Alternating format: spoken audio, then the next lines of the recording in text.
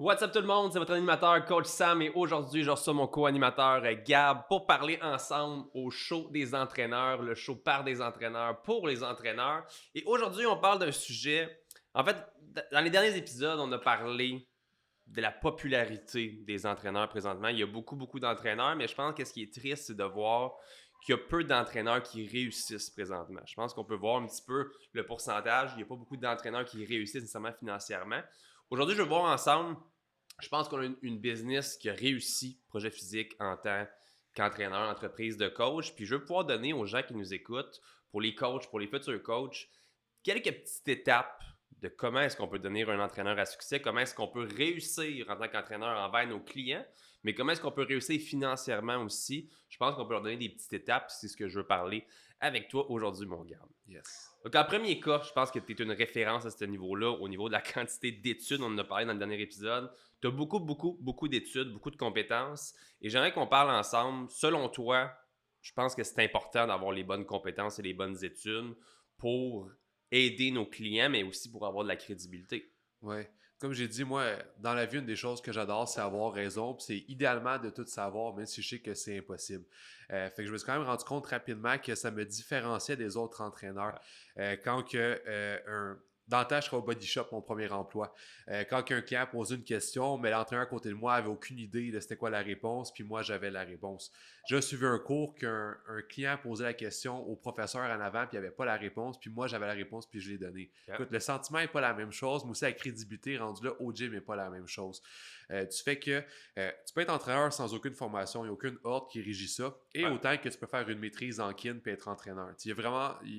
oui, il y a l'entre-deux, mais tu peux en faire tout ce que tu veux là-dedans. Moi, j'ai vraiment pris la partie qui était en apprendre le plus possible sur le plus de sujets possible. Parce qu'une chose que j'adore du métier d'entraîneur, c'est que tu peux étudier toute ta vie puis pas tout savoir. Ça fait triper. J'adore étudier, j'écoute toujours des livres. Et les clients remarquent la différence en général quand le but c'est de faire quelque chose de très précis. Si le but c'est de perdre du poids, prendre la masse musculaire, un client peut aller voir n'importe quel entraîneur tant qu'il se fait motiver. Quand tu as des clients qui ont des troubles alimentaires, quand tu as des clients qui ont des blessures, quand tu as des clients qui veulent avoir quelque chose au niveau psychologique, ça prend vraiment des connaissances spécifiques. En tant qu'entraîneur, autant que tu peux étudier juste la musculation et l'alimentation, mais tu peux étudier l'anatomie, la biomécanique, la physique, la psychologie, la réhabilitation, tu peux tout étudier là-dedans.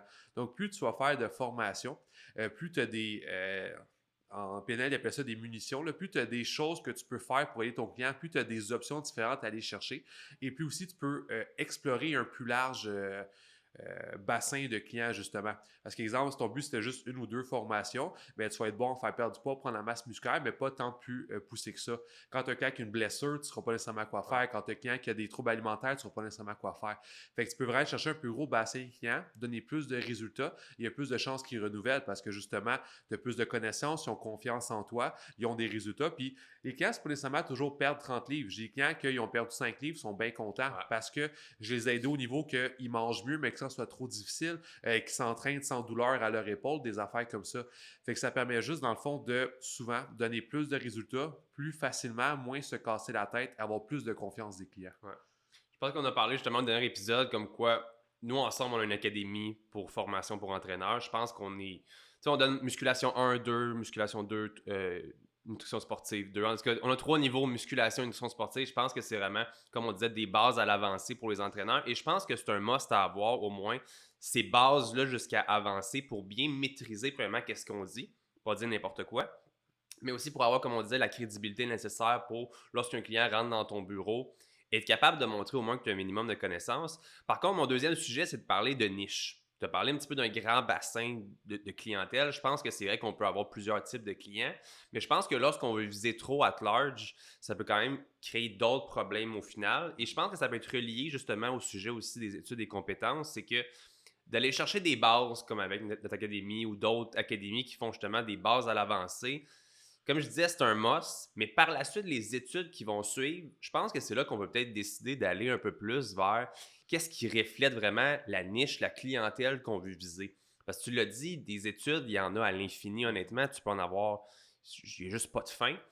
Des fois, je pense que toutes les études peuvent être importantes, mais je pense que si tu veux réussir rapidement, si tu peux te trouver une niche, quelque chose qui t'intéresse vraiment à aider, ça peut être, si tu es une femme, tu veux aider les femmes. Tu sais, on parle encore d'une niche assez at large, mais tu sais, déjà là, on vient de se tasser des hommes, on vient de se tasser de certains topics qui pourraient être désuets pour soi, mais d'aller chercher des formations qui vont être complémentaires à l'offre qu'on veut offrir, justement, ça peut être une bonne stratégie pour commencer. Au lieu d'être perdu de hey, quelle formation je vais suivre, il y en a tellement sur le marché, elle a 1500$, elle a 500$, qu'est-ce que je fais, où est-ce que je vais? Bien, d'aller chercher des formations qui vont justement bien se refléter avec la clientèle que tu veux, je pense que c'est une bonne stratégie, right? Ouais. Puis tu sais, un mini life hack, là, les trois quarts des clients, c'est de la perte de poids. Ouais, Minimum, minimum, minimum. Fait que selon moi, une des choses les plus importantes à étudier, c'est l'alimentation. Et c'est quelque chose au niveau de la psychologie. Parce qu'au niveau de l'alimentation, oui, c'est bien manger, mais c'est aussi comprendre qu'est-ce que la personne ne mange pas mieux. ouais, Parce que tout le monde sait que cheeseburger pompe la santé, mais quoi est-ce que le monde ne mange quand même? Ça va plus loin que juste ah, ça goûte bon ou ça me tente pas de faire des efforts. Toujours quelque ouais. chose de plus que ça. Fait que oui, tu sais, malgré le fait que, comme j'ai dit, tu peux vraiment aller chercher quelque chose de at large, mais le principal, c'est quasiment toujours la perte de poids. Fait que se spécialiser là-dedans, nous, on a vraiment beaucoup de femmes, 35, Beaucoup, 40 beaucoup. ans, ish, qui veulent perdre 10 à 30, 40 livres. Ça ressemble beaucoup, beaucoup à ça parce que c'est comme ça le gros de la clientèle. Ouais. Fait que justement, autant que moi, je fais beaucoup d'études très, très larges, autant spécifiques que larges, pour être sûr d'avoir un maximum de connaissances sur tous les sujets, mais je vais quand même prendre beaucoup de temps pour qu'est-ce qui est la perte de poids, comment l'optimiser, Ouais. parce que je sais que le trois quarts de ma clientèle qui vient, qui reste et qui renouvelle, c'est pour de la perte de poids. Ouais. Fait que oui, effectivement, se spécialiser va juste faire que tu as plus de chances d'avoir plus de clients, mais aussi plus de renouvellement. Dans le sens que si tu essaies de te spécialiser, exemple, sur la compétition, l'extrême prise de masse puis la sèche, ben, tu vas pas avoir des gens en perte de poids saine qui vont venir te voir. Ouais. À moins qu'ils veulent des pertes de poids extrêmes parce que tu n'as pas ces connaissances-là pour faire celle-là. Fait que faut juste en te spécialisant trop. Si pas, si on parle le podcast d'avant, si pas la shape de compétition, tu Ouais. te spécialises en compétition, mais là, ça se peut que tu la trouves pas drôle parce que oui, tu as niché, mais tu n'es pas dans la bonne niche pour toi. Ouais. Fait que justement, en général, plus te nicher au niveau de la perte de poids générale, la meilleure santé, c'est qu'est-ce que au moins le trois quarts de la clientèle est là. Parce qu'on avait mentionné justement Louis Dom, qui est un bon ami à moi, qui Ouais, lui se concentre vraiment plus sur les compétitions, puis ça lui réussit bien c'est parce que sûr. c'est un IFBB pro, puis que les gens sont intéressés à ça. Puis moi, je Ouais. trouve ça super. Il y a des gens aussi que je connais qui font des niches très, très, très, je vais dire serrées, ce qui veut dire qu'ils recherchent des hommes qui veulent perdre du poids entre 40 et 50 ans avec des enfants. C'est vraiment quelque chose qui vise les papas. C'est quelque chose qui est très niché, qui je pense qu'il peut bien réussir Ouais. si on a justement le bon message véhiculé. C'est un bon marketing. Oui, mais je pense que nous, on est quand même. Tu sais, c'est pour ça que je vous dis choisir une niche. Ça peut aller très, très, très serré comme niche. Comme pour nous, on a dit perte de poids. Mais je pense que dans le discours qu'on a, les publicités qu'on fait, on regarde beaucoup la clientèle qui est intéressée. Donc, nous, c'est principalement des femmes, comme on l'a dit, entre 25 et 40 ans. Donc, c'est ce qu'on va dépenser le plus de budget publicitaire vers eux autres. Par contre, il y a aussi le message véhiculé parce que ça fait 5 ans qu'on est en affaires avec Projet Physique, puis on l'a fait, entraîner du monde de compétition, entraîner des petits gars en prise de masse, on l'a tout fait. Mais on s'est rendu compte à un moment donné qu'on gaspillait de l'énergie, du budget publicitaire et beaucoup d'autres choses parce que ça ne fonctionnait pas comme qu'on voulait. Tu perds un petit peu ton focus envers aussi une niche particulière.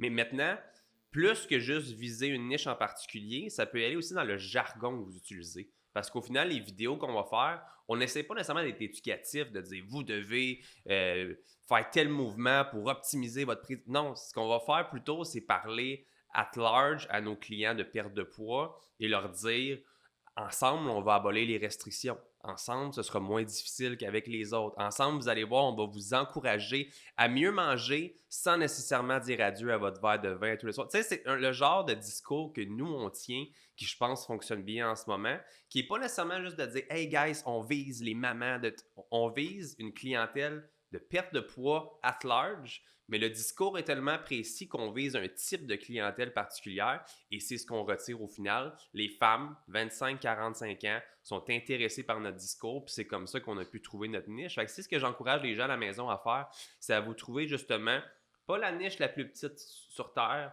une niche qui a quand même du monde. Et au final, ce que vous pouvez faire aussi, c'est lorsque vous maîtrisez une niche, par exemple, celui qui niche les papas, si ça fonctionne vraiment bien, que vous faites de l'argent, par la suite, vous pouvez développer votre modèle d'affaires et viser d'autres niches. Mais le premier, je pense, erreur que les gens vont faire, c'est viser tout le monde. Hey, je fais des plans alimentaires, je fais des plans d'entraînement, venez vous inscrire. Les gens ne vont pas se sentir interpellés par le message, puis ils ne vont pas nécessairement comprendre c'est pour qui. Et il y a tellement de coachs qui font ça que c'est trop facile de dire « Ah, ben lui, il est 45$, moi, je vais aller voir lui à 40$. » Les gens magasinent. Mais si vous avez le bon discours, la bonne niche, peu importe votre prix, vous allez vendre au final. Je vais me faire l'avocat du diable, juste voir qu'est-ce que tu vas répondre à ça. Vas-y donc. Si l'entraîneur qui veut commencer, justement, il n'y a pas de client, mais il y en a un, puis son but, c'est d'atteindre un maximum de clientèle. Est-ce que Ouais. son temps voudrait mieux qu'il fasse quelque chose de niche ou quelque chose qui est beaucoup plus at large, justement, pour agripper le plus de gens possible et bâtir une clientèle avec ça? C'est comme je disais, je pense que le classique des coachs qui travaillent dans les gyms pour les gyms, qui peuvent aller voir le classique, le gars qui bench, puis hey, veux-tu que je te spot? Puis je pense que c'est une stratégie comme un autre, ça va être intéressant.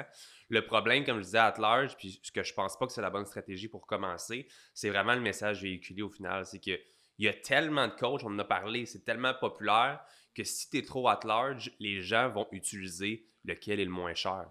Ils vont comparer tous les coachs, ils vont mettre les pommes avec les pommes, les oranges avec les oranges. Ça va être, vous êtes toutes la même affaire au final. Donc, je prends le moins cher.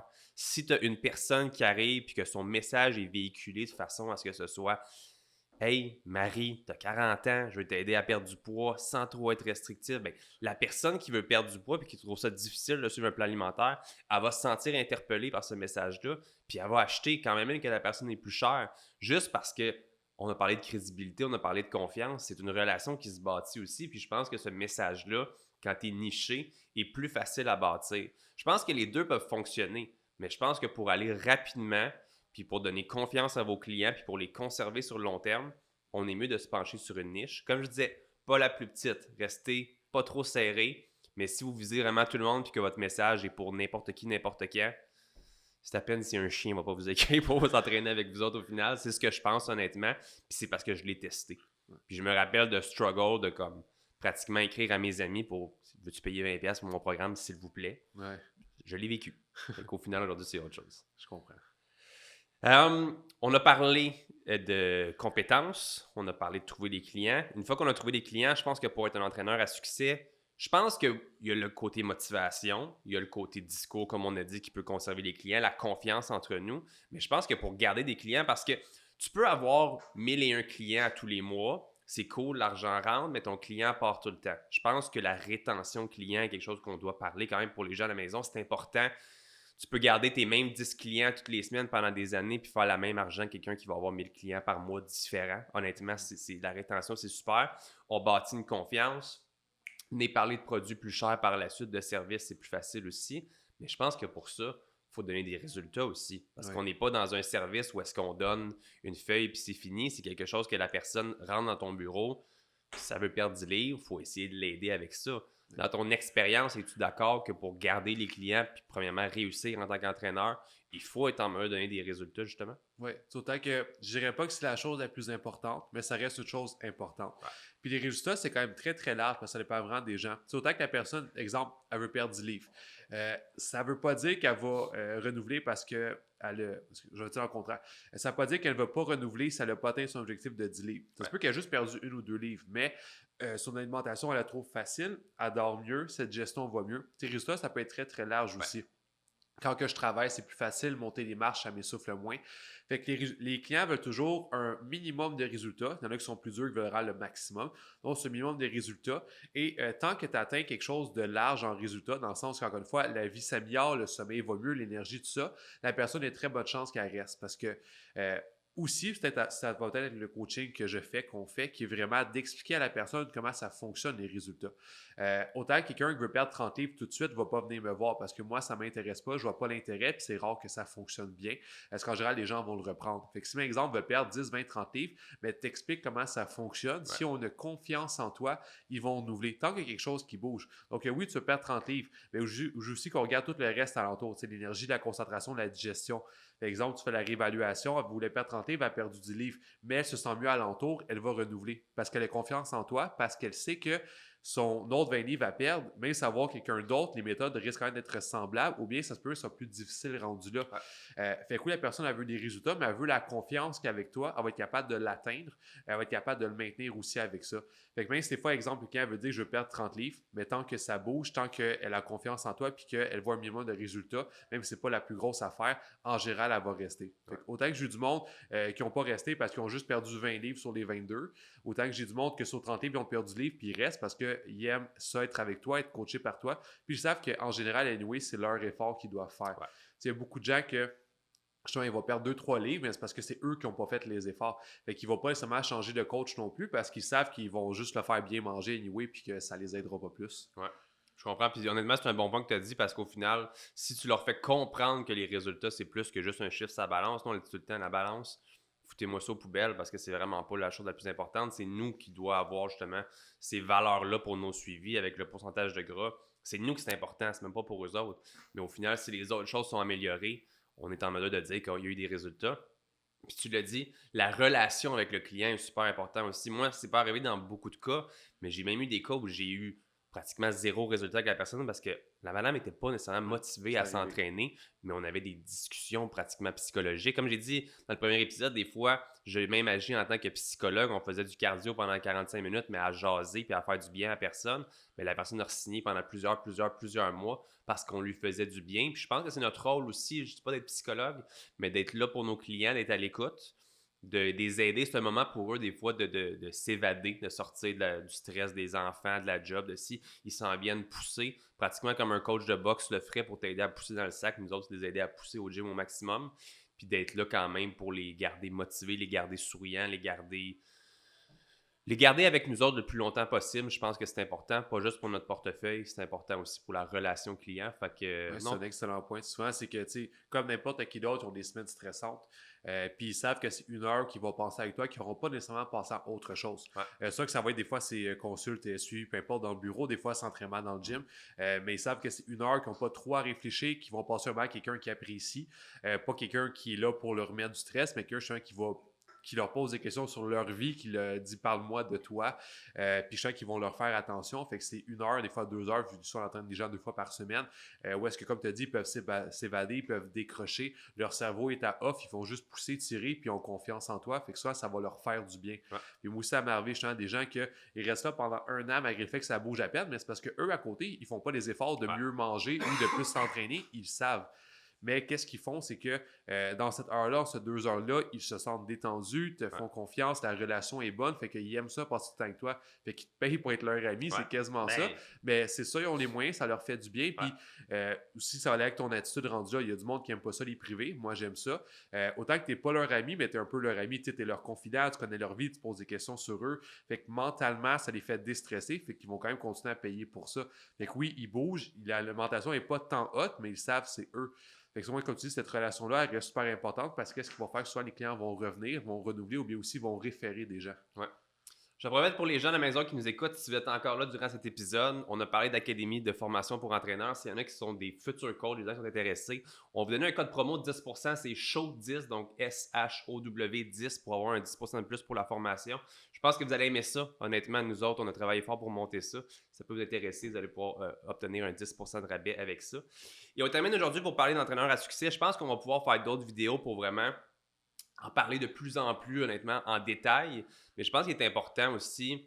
Ça fait combien de temps que tu travailles pour Projet Physique présentement? On a 3 ans? À peu près, je sais plus, ça fait longtemps. Est-ce qu'on a une journée qu'on n'a pas publié un contenu sur les réseaux sociaux? À part, je pense, les dimanches. Là, tu parles de 4 publications par jour? Ouais, c'est ça, mettons.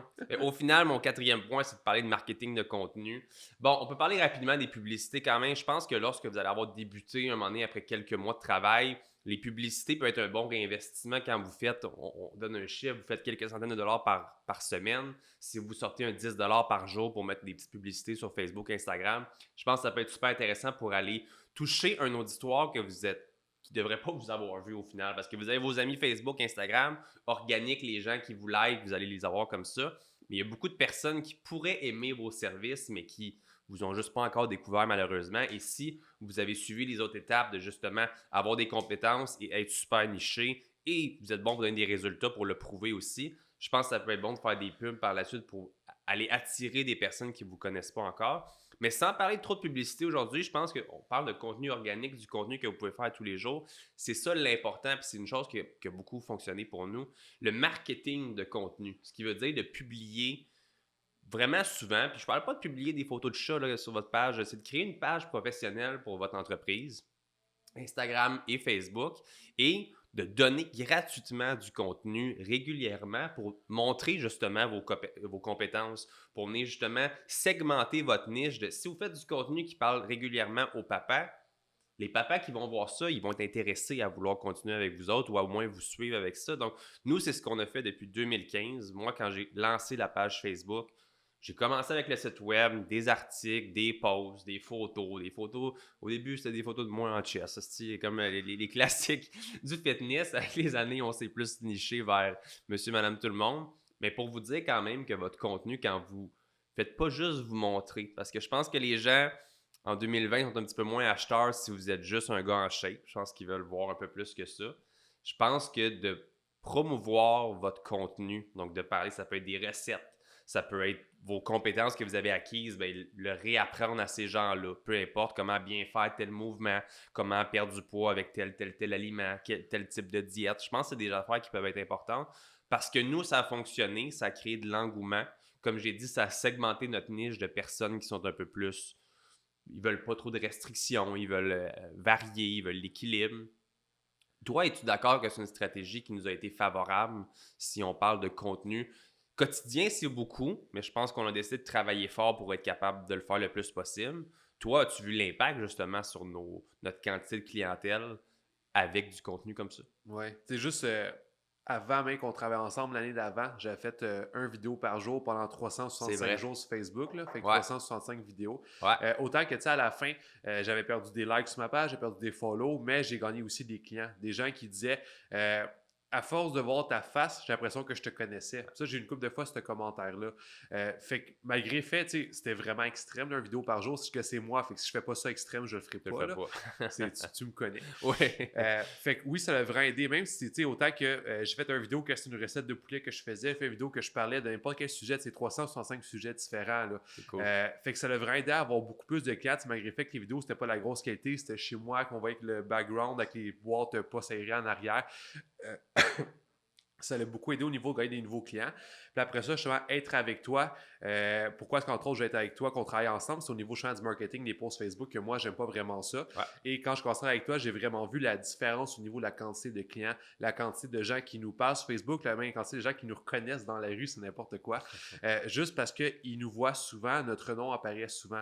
Et il y a beaucoup de gens qui ont beaucoup de succès dans différentes entreprises dans le monde qui disent toujours le plus grand problème de l'entrepreneur, c'est que personne ne te connaît. Ouais. Fait que le but, c'est que tu veux que les gens te connaissent, tu veux que les gens te reconnaissent. Et la seule façon de le faire, c'est de te faire connaître. Donc, c'est en publiant. Ouais. Une fois, c'est sur, exemple, les réseaux sociaux, Facebook, Instagram, de sujets intéressants. Même si ce n'est pas les plus gros vidéos ever, c'est quelque chose que tu parles toi-même, que tu as l'air vrai.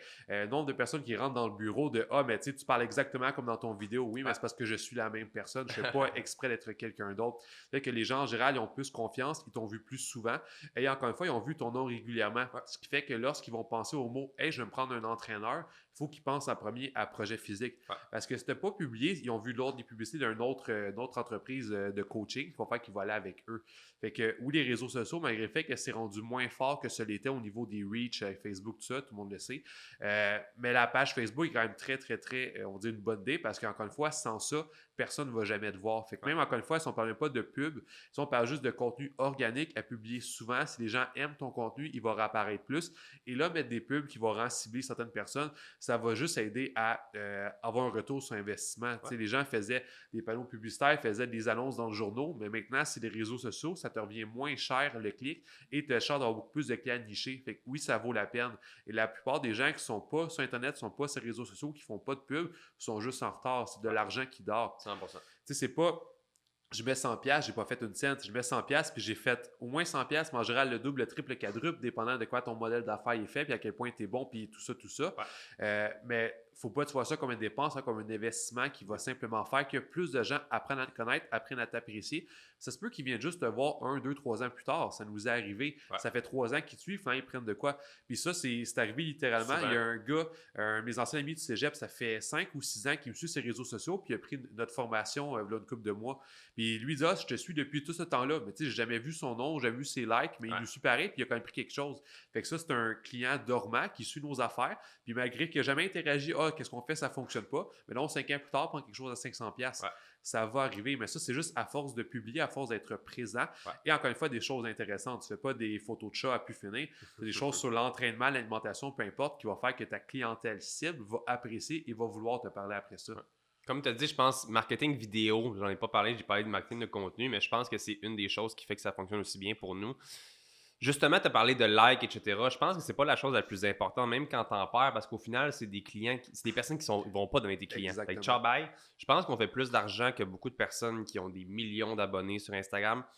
Peut-être que si on aurait 1 million d'abonnés, on ferait encore plus d'argent, je ne dis pas le contraire. Mais quand même, pour dire qu'il n'y a pas toujours nécessairement une stratégie derrière les gens qui ont beaucoup, beaucoup de followers. Ça peut fonctionner, c'est certain, puis c'est cool.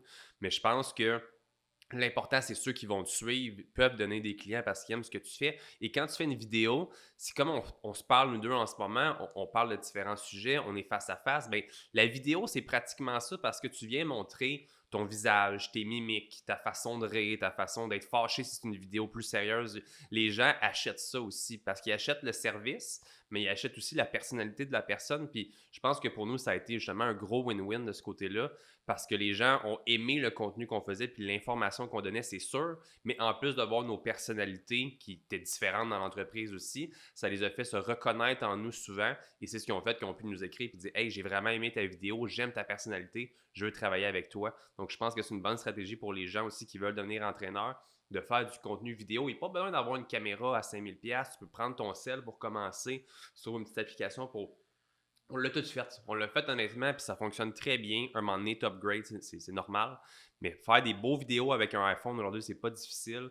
Et avoir juste un beau background dans le gym et parler avec passion du métier que t'aimes tant, des connaissances que tu as ou de comment tu pourrais motiver et aider les autres. C'est pas juste le temps de vendre, c'est de donner du contenu gratuitement sans rien demander en retour. Puis justement, faire des petits call to action. Hey, si ça vous intéresse, écrivez-moi, on pourrait travailler ensemble. Puis je vous garantis que ça va marcher parce qu'on n'est pas unique. Je pense qu'il y a d'autres compagnies comme la nôtre. Je pense que nous, ça a juste vraiment bien marché. Puis c'est ce que je recommande aux gens de faire honnêtement. Donc, dans l'épisode d'aujourd'hui, je vais parler plusieurs fois de niche. Niche, je pense que c'est un mot que les gens ne connaissent pas toujours. C'est un mot franglais qui n'est pas super utilisé chez nous en francophonie. Pour vous dire ça le plus simplement possible, une niche, une audience prédéfinie. Par exemple, nous, notre niche, c'est de viser les gens qui veulent perdre du poids, qui ne veulent pas dire adieu aux restrictions. Pour d'autres, une niche, ça peut être une audience qui est moi, je vise les hommes qui ont des enfants, donc les papas qui veulent perdre du poids. Donc, quand vous allez entendre le mot niche, dites-vous simplement que c'est une audience qui va vous intéresser, vous. Donc, vous devez vraiment trouver l'audience qui va venir refléter le travail que vous voulez faire. Donc, de notre côté, c'est les gens qui veulent perdre du poids. Vous allez pouvoir trouver votre niche. Fait que là, Gab, c'est le temps du segment pub. OK? Faut que tu comprennes là, par qui est présenté le show des entraîneurs. Le show des entraîneurs, c'est présenté par Entraîneurs en Feu, qui est nous, qui est nos collaborateurs aussi, qui est vraiment une académie de formation de débutants à avancés et qu'en plus, en ce moment, tout à 50% de rabais. Fait qu'au lieu de payer une formation à 500 comme que tu paierais n'importe où d'ailleurs, là, tu en as deux. Muscu 1, Nutrition 1, puis tu as des gros packages, 50 à même 70% de rabais pendant du package que tu prends. Ouais. Fait que c'est pour tous les entraîneurs qui veulent commencer, qui veulent réussir, qui veulent s'améliorer. Puis en bonus, pour les gens qui nous écoutent, qui écoutent le show des entraîneurs, on vous donne un 10% de rabais supplémentaire. Donc déjà que les cours ont 50% de rabais, on vous rajoute un 10% en plus avec le code SHOW10, donc SHOW10. Vous mettez ça au checkout et vous avez un autre rabais supplémentaire sur les formations d'entraîneurs en feu. Yes. Fait que gros merci Gab, j'espère que vous avez apprécié l'épisode à la maison. Puis nous autres, on prépare des nouveaux épisodes pour les prochaines semaines. Puis à bientôt, guys.